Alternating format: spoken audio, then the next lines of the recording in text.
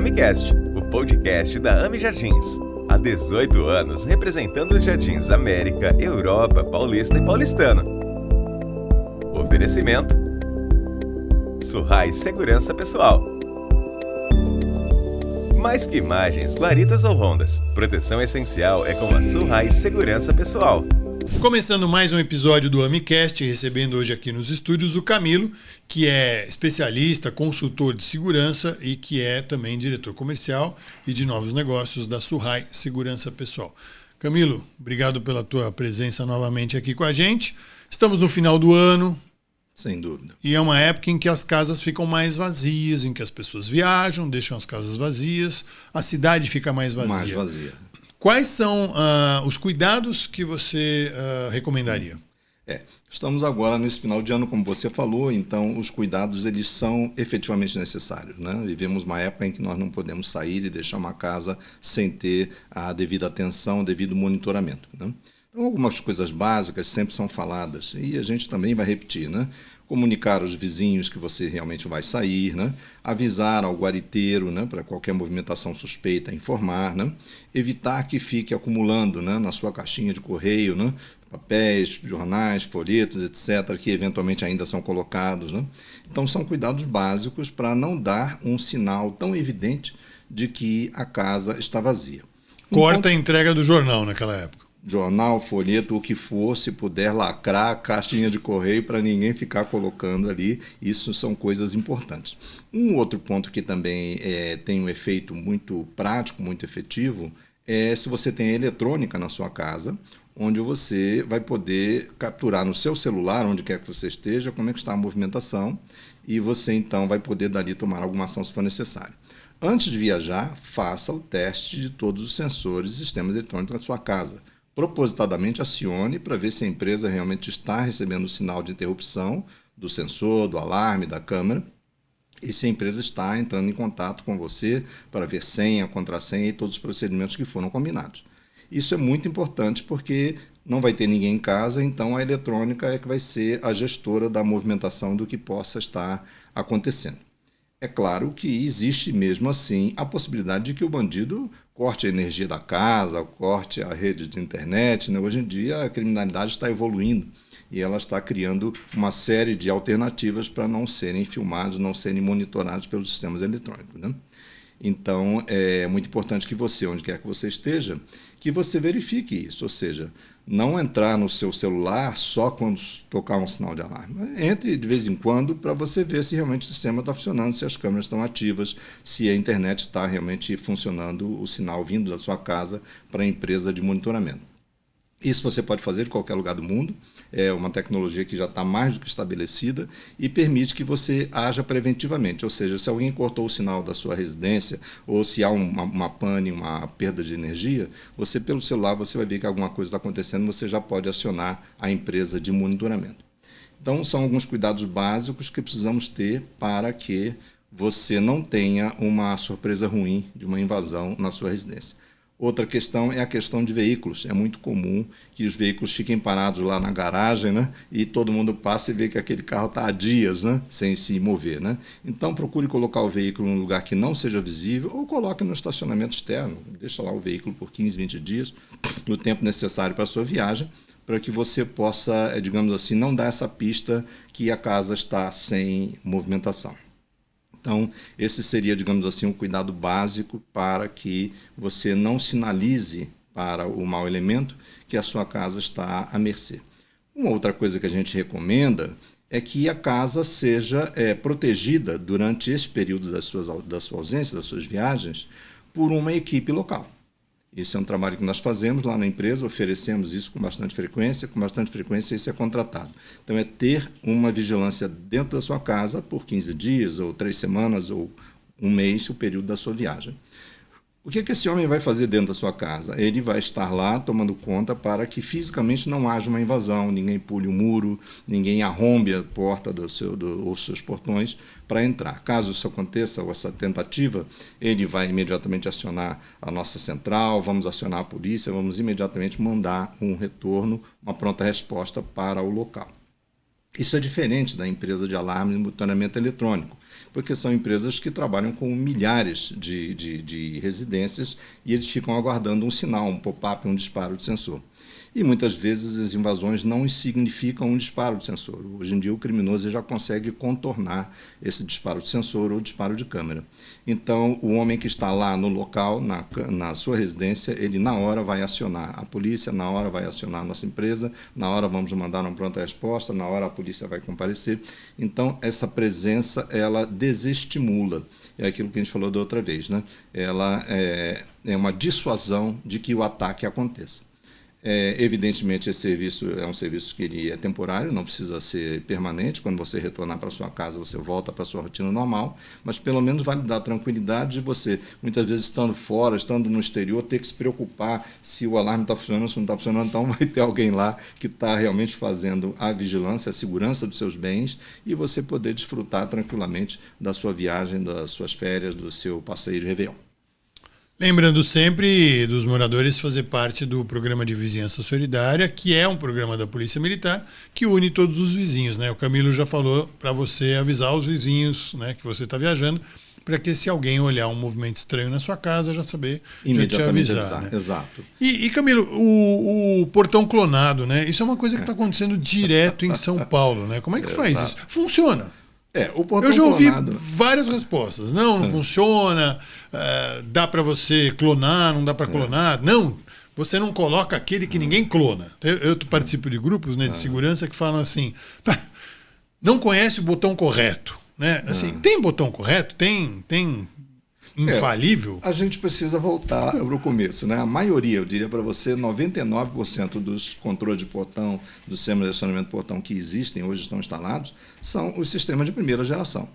Primeira geração, você manda um sinalzinho, um sinal de rádio, aciona lá o motor abre e pronto. Não tem nenhum tipo de segurança embutida nisso.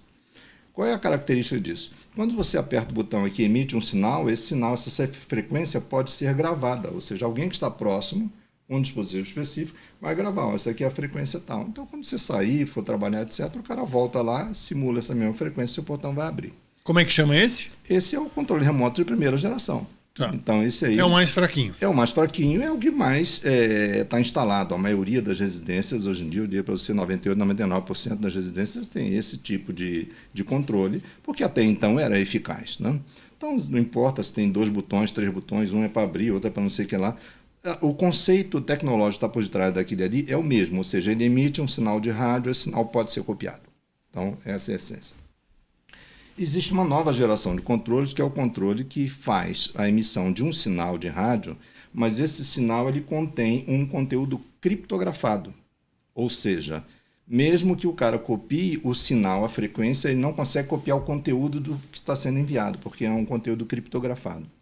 Esse controle é o chamado controle anticlone, que pelo que a gente viu aí recentemente no mercado, já é um preço bastante acessível. Ele é 50%, 30% mais caro do que um sistema normal e ele é bastante eficaz. Por quê? Porque mesmo que o mau elemento esteja próximo da sua casa, está passando na hora que você apertou o portão, ele então está gravando esse sinal com o aparelhinho que ele traz no bolso. Depois, então, quando ele tentar reproduzir, esse sinal que ele está gerando não consegue abrir o seu portão. Por quê? A inteligência do controle de segunda geração é de que a cada acionamento ele gera uma nova criptografia. Então, apertou aqui, criptografia A. Você de novo vai apertar o portão, criptografia B. Então, o sistema lá que recebe o acionamento do motor, ele, uma vez que foi acionado para o A, ele anula. Ó, nunca mais vou receber essa instrução. Ele Agora vai mudando a B. sequência. Enquanto não vier a B, eu não abro mais. Então, é assim que funciona e isso faz com que não tenha valor o criminoso fazer a cópia do sinal de rádio, porque ele nunca mais vai conseguir gerar o sinal com a criptografia B. Então, esse sistema ele reduz bastante essa incidência de portões clonados, né? E é um sistema razoavelmente seguro. Tecnologia é algo que está sempre andando, está sempre caminhando para frente. Né? Tecnologia para o bem e para o mal. Para o bem e para o mal. Para o bem e para o mal. Você acabou de falar. Então, para o mal também já existe tecnologia que faz a descriptografia deste sinal. Porém, isso não é frequente, não é comum, é raro. Existe lá fora alguns aparelhos que fazem isso. Então, não temos nenhuma informação de que aqui em São Paulo já exista alguém com um decriptador de sinais de portões. Então, a princípio, o controle de portão anticlone, que é segunda geração, a princípio ele é suficientemente seguro. Pode ser que daqui a alguns anos surja alguma coisa diferente. Agora, como o custo dele é relativamente baixo, a nossa recomendação, todos os moradores que têm portão, por favor, trocar o de primeira geração. De primeira geração até uma criança copia. E também tem aquela recomendação de você botar uma trava também dentro, né? Quando você vai sair, botar uma trava manual mesmo, existe, né? Um cadeado. Eu ouvi de um instalador de portão uma coisa muito, muito óbvia, né? Mas quando a gente ouve, surpreende.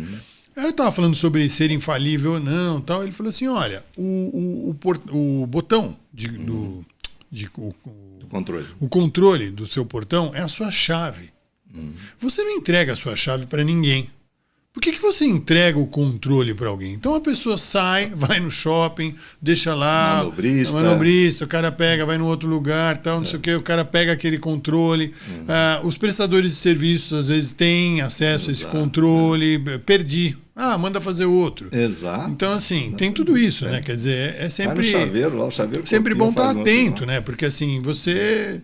Né, precisa ver para quem que você dá o controle. Para quem que dá o controle. O ponto que você falou agora da trava mecânica é uma terceira solução que a gente também recomenda, principalmente nas casas em que existem os portões e a possibilidade de sair por uma porta de pessoas. Né? Então, alguém vai travar internamente, vai ter lá o cadeado, ou vai ter a lingueta, ou coisa parecida. Por quê? Porque mesmo que o portão seja acionado motor-mecanicamente, ele não vai abrir porque a trava está segurando. Porém, é necessário que a pessoa tenha como sair por um portão de pessoas, de pedestres, para poder ir embora. Então, imaginando que você está saindo da sua casa com carro, etc. Então, é preciso que você consiga manobrar o carro, fechar o portão, travar e conseguir retornar, sair para a rua para pegar o carro e sair. Então, a trava manual é mais para quem está dentro de casa, né? Às vezes você tem uma invasão. Se a pessoa estiver dentro de casa, ela consegue acionar com facilidade. Exato. Então, é um mecanismo, digamos assim, mais antigo, porém ele é eficaz e realmente impede. Seja lá com clone ou a solução que o bandido tiver, você tem travamento mecânico e não consegue abrir.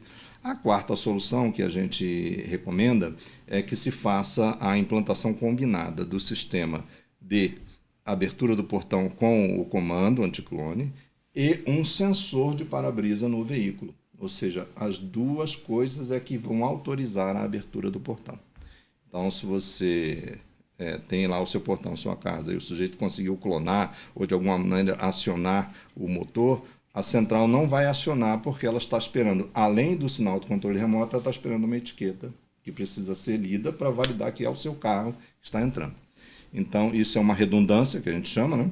E que permite, digamos assim, eliminar a maioria das situações de invasão de residência através de portão. Camilo, um outro modus operandi que tem acontecido muito, né, são casas que estão vazias, né, e que na região toda de São Paulo isso existe um número muito maior, nos Jardins menor, mas tem já um ou outro caso onde você tem aí um terreno que acabou sendo ocupado por uma família e isso é meio que um golpe, Camilo. Por ali você fica totalmente vulnerável, né? Porque se você é vizinho, se nós somos vizinhos, eu te aviso, você me avisa, a gente se conhece a família. Mas quando você é vizinho de uma casa invadida ou uma casa vazia, é pior, né? Pior, realmente. Isso é uma situação, vem crescendo em São Paulo ultimamente, até devido a essa valorização, né, digamos assim, dos imóveis, né? E uma cidade como São Paulo é uma cidade gigantesca, então sempre tem imóvel vazio, seja lá por qual motivo for, né? Herança, transferência do proprietário, foi morar no exterior, às vezes o imóvel está para alocação, mas aguardando um cliente, né? E com isso, então, sempre tem imóveis vazios. Isso numa cidade grande como São Paulo é bastante frequente, né? A situação é que a gente viu que isso com o tempo foi se tornando algo organizado, é que a invasão para a ocupação se tornou um negócio. Por quê? Porque quando essa pessoa ela monta lá o seu pequeno time, né, para fazer a invasão para a ocupação, e ela já monta o time com um determinado perfil. Ou seja, sempre vai ter uma criança, sempre vai ter um bebê de colo, eventualmente vai ter uma pessoa com deficiência, eventualmente vai ter uma pessoa idosa, né? Então, são perfis sociais que, aos olhos da justiça, aos olhos de um juiz que tenha que decretar um despejo, etc., sempre vai ser uma situação sensível, né? Vai decretar a pessoa que está amamentando, vai decretar o despejo, né? Então, esse time já é formado dessa maneira. Então, normalmente tem criança, tem o idoso, tem uma pessoa deficiente, etc. Então, a casa ela é invadida, né, de uma forma simples, normalmente não se usa arma, eles arrebentam um portão ou conseguem pular, né, e conseguem estabelecer ali naquela casa um conceito de um pequeno lar. Ou seja, bota ali uma mesinha de cabeceira, bota 2 tijolos ali para fazer o fogãozinho, etc. E ali eles conseguem mostrar que se estabeleceram um lar. Caso eles consigam fazer isso além das 24 horas iniciais da invasão, a polícia não consegue mais retirar como um invasor. A lei não permite. Ou seja, a polícia consegue ir lá atuar numa invasão se for no mesmo dia. Então, minha casa foi invadida. Vou chamar a polícia na hora para que no mesmo dia consiga fazer a retirada. Passou um dia, passou 2 ou 3, eles conseguem se estabelecer e eles conseguem se defender de que eles estão ali numa ocupação, porque o imóvel estava vazio, sem serventia, então eles estão ali, são uma família desfavorecida, etc. E aí você tem que, então, se você é o proprietário, você vai ter que conduzir esse assunto nos caminhos judiciais, ou seja... Ou pagar. Infelizmente, exato. É um golpe. Porque nos caminhos judiciais, a primeira coisa que você vai ter que apresentar na justiça é a documentação do imóvel, ou seja, eu sou o proprietário. E quando a gente fala de documentação do imóvel, a gente fala de uma situação que muitas vezes é difícil, porque é um imóvel que está em herança, um imóvel que está em algum tipo de litígio, e justamente era o motivo pelo qual o imóvel está vazio. Né? Então, você vai ter lá, 3, 4, 5 dias, uma semana para conseguir gerar a documentação para provar que você é o proprietário. Está até decidindo o dono, né? Se estiver no litígio, está decidindo quem é o dono. Exato, olha a confusão que vai ser.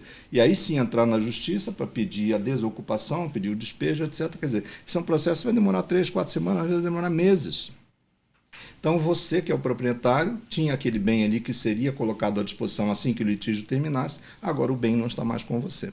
Então, esse problema é um problema muito difícil de ser resolvido, e aí, nessa hora, tem a certeza de que alguém vai vir dizer, olha, vamos negociar a desocupação do imóvel. Alguém vai vocês isso. Têm isso, esse estudo... Não, eu digo, esse estudo mostra, vocês têm acesso a um estudo que mostra que isso é frequentemente aparece uma pessoa para dizer isso. Cara, negocia a desocupação do imóvel. Negocia. Vocês invadem, fazem aquele cenário todo para depois negociar, sair. Alguém para dizer, olha, negocia, vamos lá, eu intermedio para você. E aí, com isso, então, você acaba fazendo a conta, né? Vai dizer, poxa, quanto vai custar para eu desocupar isso aqui e quanto vai custar se eu não desocupar, né? Então, isso vai para a justiça, vai demorar meses. Então, se eu desocupar, talvez eu consiga negociar essa desocupação aqui, 5 mil, 10 mil reais, 20 mil reais. Então, aí é que entra o valor do imóvel, o tamanho do imóvel, porque o ocupador, ele sabe disso. Então, essa é a hora que ele vai dizer, não, eu só saio daqui por 50 mil, só saio daqui por 30 mil. Então, nós, como empresa de segurança pessoal, às vezes somos chamados, né? Depois que já aconteceu, né, a invasão, alguém chama, chama a segurança, vamos ver se eles ajudam, etc. E realmente a gente não tem que ajudar, porque essa é uma situação específica que ou a polícia resolveu em 24 horas ou então já vai para a justiça. Mas a gente acompanha os casos, e os casos que a gente acompanhou, a gente viu exatamente essa mesma mecânica acontecendo, ou seja, essa invasão, a estrutura familiar que foi colocada lá exatamente, sempre se repete, né? E aparece alguém que faz essa intermediação da negociação, né? E o que é o curioso? Os casos que nós vimos foram resolvidos através de negociação, e na negociação, então, vem um carrinho para retirar os bens deles, né? A cômoda, a caminha, as coisas que eles têm, né? Alguém vai ter que retirar aquilo ali. Alguém plantou ali. E vai ter que levar embora, né? Para desocupar a sua casa, né? E o curioso, a gente sempre pergunta para o motorista, esses carrinhos, esses Volkzinhos, né? A gente sempre pergunta para o motorista, e aí, está tirando os móveis dele, vai jogar no despejo, vai fazer doação? E o motorista sempre fala, não, já tem outro endereço para levar. Já vão invadir outro. Então, quer dizer, é algo assim muito planejado, muito organizado, né? E que cada vez que acontece, 30 mil, 50 mil, dependendo do imóvel, pode ser muito mais. Na nossa região lá, que é Vila Mariana, onde fica a sede da nossa empresa, existem muitas casas antigas ali no entorno, né? E uma casa daquela ali, para você conseguir a desocupação, é 20, 30 mil. É uma casinha pequena, é terreno de 12 por 20, coisa desse tipo, né? Então imagine uma casa maior, né? Ou uma casa de mais visibilidade. Então isso pode acontecer não só porque a casa está em herança, não só porque a casa está aguardando uma futura obra. Pode acontecer até mesmo numa casa que você viajou, foi tirar 30 dias de viagem, um período sabático, aí quando voltar, a tua casa está invadida. Então a gente sempre recomenda o mesmo cuidado. Ter uma proteção essencial na casa, com os vigilantes, com as pessoas dentro da casa, para mostrar que existe esse movimento, para mostrar que existe essa proteção e para dissuadir essas tentativas de invasão. Essas invasões não usam armas, é uma coisa, digamos assim, não vou dizer inofensivo, mas eles fazem o arrombamento, né? E eles não podem ser punidos como criminosos. Se passou as 24 horas, não pode tratar como invasão, tem que tratar um olhar social, que é a ocupação. Isso vem crescendo em São Paulo bastante. Camilo, da primeira vez que conversamos, você falou bastante do novo Estatuto da Segurança Privada. Algum ponto que você gostaria de destacar, que você acha que... No nosso primeiro bate-papo, a gente comentou muito sobre o tema da clandestinidade, de armamentos e coisas desse tipo, né? A clandestinidade, essa palavra-chave, não se resume só a armamentos, se resume também, ela envolve também o próprio profissional que está trabalhando, né? Ou seja, o profissional que está fazendo uma ronda de rua ou está em cima de uma moto, fazendo aquilo, ele efetivamente é um vigilante, é uma pessoa que está sob a administração, sob o controle, monitoramento da Polícia Federal, tem sua formação, tem seus cursos, ou ele é um profissional que alguém pegou e botou em cima da moto e vai rodar aí, dá um uniformezinho, roda aí, você está fazendo a segurança, né? Então, muitas vezes, o profissional, a pessoa que está trabalhando, muitas vezes ele é o clandestino, né? Então, independente de arma, muitas vezes o clandestino é o próprio operador. E isso é ruim por quê? Porque o operador que ele é clandestino, a gente não sabe efetivamente quais são as intenções dele. Ele pode estar ali dando serviço, ele pode estar ali passando a rotina, sabendo, o morador sai tal hora, né? E ele, digamos assim, é uma pedra solta na estrutura que a gente tenta construir de segurança, né? Quer dizer, até onde a gente pode confiar num profissional que, de fato, nem profissional não é, né? Então, isso e não está sendo supervisionado pela Polícia Federal. Não está sendo supervisionado pela Polícia Federal, muitas vezes não está sendo supervisionado por uma empresa digna, né, de prestação de serviços de segurança, de vigilância. Isso pode trazer riscos para a comunidade, né? Então, essa questão do profissional clandestino, ela é muito importante para que a gente possa ter pelo menos confiança na equipe que está fazendo a ronda de rua, que está fazendo os nossos perímetros, né? Aqui nos Jardins existem os nossos guariteiros, né? Que é uma tradição já do bairro, podemos dizer assim, e na qual vem sendo feita uma iniciativa muito bacana, muito louvável, através da Polícia Civil, que é o cadastramento, né, dos guariteiros. A gente faz bastante. Isso. Esse momento do cadastramento dá para ver a ficha, né, do guariteiro, se ele tem isso, se ele tá, por onde passou, se tem algum antecedente, tudo mais, etc. Então, isso é uma ação mínima de confiabilidade das pessoas, né? Precisamos ter um mínimo de confiança, né? Você sabe que quando esse programa, que é da Polícia Civil, né, foi feito, porque o guariteiro é muito polêmico, né? Tem gente que gosta, tem gente que não gosta, tem gente que acha útil, tem gente que acha que é um olheiro, enfim. Isso aí é um assunto que é polêmico. Mas quando começou, é porque essa função foi aceita, né, como uma função que existe, porque senão não teria a lei de cadastrá-los, né? Então, goste ou não goste, existe uma lei para que ele tenha que ser cadastrado. Quando a AMI Jardins deu apoio na Polícia Civil para cadastrar os guariteiros, nós tivemos muitos casos de levantar a ficha e que alguns tinham problema na justiça. Uma vez pode ser, não paga uma pensão da família, isso é completamente, né, acontece. Mas não, tinham casos graves e casos da polícia militar ajudar a ir lá na guarita para pedir para ir até a delegacia. E ele falou assim, olha, eu esqueci meu documento, amanhã eu volto. E ele sumiu. Nunca né? mais voltou. Então, ou seja, a AMI Jardins apoiou bastante esse projeto de cadastro dos guariteiros. E teve todo esse levantamento, né? Isso é necessário e é saudável, porque pelo menos é um time que a gente pode ter um nível de confiabilidade desse time. Isso é importantíssimo, tem que continuar. Existe o outro time que são os rondas, né? E é justamente esses são os pontos de atenção que a Polícia Federal, através da nova lei, exato, vai fiscalizar, né? Vai dizer, pô, você trabalha com uma empresa, está rodando com um carro logotipado, então para o carro aqui agora que a gente vai saber quem é você, sua documentação, tudo mais, etc. Então, esse é o time que vai estar agora no foco da nova lei 14.967 e que vai ser, digamos assim, auditado, vistoriado pela Polícia Federal quando chegar o momento, né? O time que eles têm fazendo as auditorias do programa Segurança Legal. Como o morador ou o empresário pode checar a empresa ela está cadastrada? Eu vou citar várias outras empresas, Surrai é uma delas, mas você tem Hana, você tem Aster, você tem Gocil, você tem várias outras. Todas essas estão no cadastro da Polícia Federal? Tem como você entrar no site e ver? Todas essas empresas têm uma razão social que está no site da Polícia Federal como empresa de vigilância e segurança. Muito importante a gente entender isso. Empresa de vigilância e segurança, obrigatoriamente, tem que estar no cadastro da Polícia Federal. Então, esse é um assunto. Muitas vezes as empresas usam esse nome fantasia para criar uma outra empresa chamada empresa de serviços. Então, empresa XXX Serviços. A de serviços é um outro CNPJ, não está cadastrado na Polícia Federal, a Polícia Federal não controla. É uma empresa prestadora de serviços como qualquer outra. Então, esse empresário ele pode colocar nessa empresa de serviços os seus empregados avulsos que ele pegar na rua, os seus carros que fazem ronda, coisa parecida, e dizer, não, estão prestando serviço de ronda, mas esse rapaz ele é um motorista, ele não é um vigilante, né? Não pode ser criminalizado como vigilante porque ele está fazendo simplesmente conduzindo um carro para lá e para cá.